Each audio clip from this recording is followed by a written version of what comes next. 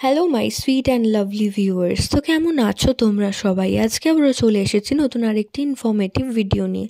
তো আজকের ভিডিওতে আমরা কথা বলবো যে পিরিয়ডস মিস হওয়ার আগে তোমরা কিভাবে বুঝবে যে তোমরা গর্ভধারণ করেছো বা গর্ভাবস্থার প্রাথমিক পর্যায়ে তোমরা অবতীর্ণ হয়েছো। তো সেই বিষয়ে আজকের আলোচনা শুরু করার আগে যদি এই চ্যানেলে তোমরা নতুন হয়ে থাকো তো অবশ্যই বলবো যে চ্যানেলের পাশে থাকা সাবস্ক্রাইবার বা ফলো বাটনটিকে প্রেস করে রাখতে, এতে করে প্রেগনেন্সি রিলেটেড কোনো নিত্য নতুন তথ্য আপডেট কিন্তু তোমরা পেতে থাকবে।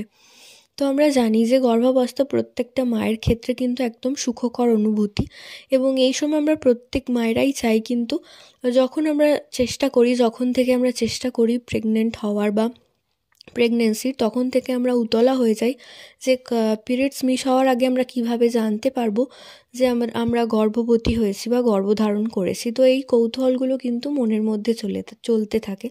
তো প্রথম কথা, বেসিক কিছু সিমটম বা লক্ষণ কিন্তু এই সময় প্রকাশ পাওয়া যায়, যেটা আমরা অবচেতন মনে কিন্তু বুঝতে পারি না। কিন্তু এই লক্ষণগুলো যদি কোনো মা তার শরীরের মধ্যে দেখতে পান, তাহলে কিন্তু অবশ্যই আপনারা কনফার্ম হয়ে যেতে পারেন যে আপনারা গর্ভধারণ করেছেন। পিরিয়ডস মিস হওয়ার আগে কিন্তু এটা হচ্ছে যে প্রাথমিক কিছু লক্ষণ নিয়ে বিষয়টিকে আমরা আলোচনা করব।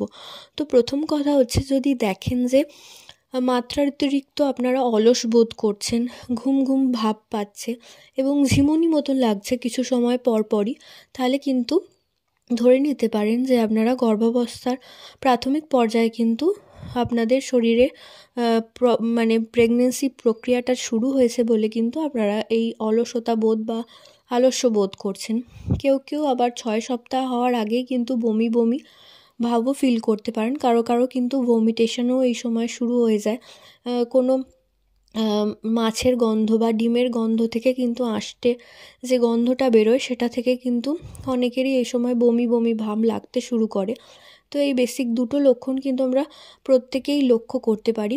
এরপর তৃতীয় হচ্ছে, পিরিয়ডসের মতোই কিন্তু হালকা ব্যথাও অনুভব কেউ কেউ করতে পারেন, কিংবা রেড স্পটও এই সময় কিন্তু আপনারা পিরিয়ডস হওয়ার 3-4 দিন আগে হয়তো লক্ষ্য করতে পারেন। কারণ কারো কারো এই ব্লটিং জিনিসটা কিন্তু অনেকেরই হয়, আবার অনেকের হয়ও না। তো ব্লটিং এবং হালকা ক্র্যাম্প কিন্তু এই সময় আপনারা আপনাদের তলপেটে, অর্থাৎ নিচের যে অংশটায় জরায়ুর কাছে, তো এই জায়গায় কিন্তু আপনারা এই বেসিক জিনিসগুলো আপনারা কিন্তু লক্ষ্য করতে পারেন। তো এটা গেল দ্বিতীয় লক্ষণ। এবং চতুর্থ যে লক্ষণের কথা বলবো সেটা হচ্ছে, দেখবেন যে স্তন কিছুটা হলেও ভারী ভারী ভাব লাগবে এবং ব্যথা অনুভূত হবে।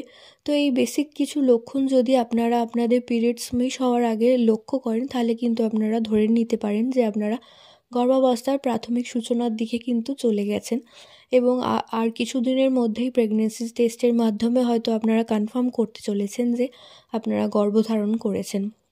তো প্রত্যেক মাই চায় গর্ভবতী হতে, এবং প্রত্যেকের কাছে এই সুখবর আসুক সেই কামনা করে ভিডিও এখানেই শেষ করছি। প্রত্যেকে ভালো থাকুন, সুস্থ থাকুন। নমস্কার।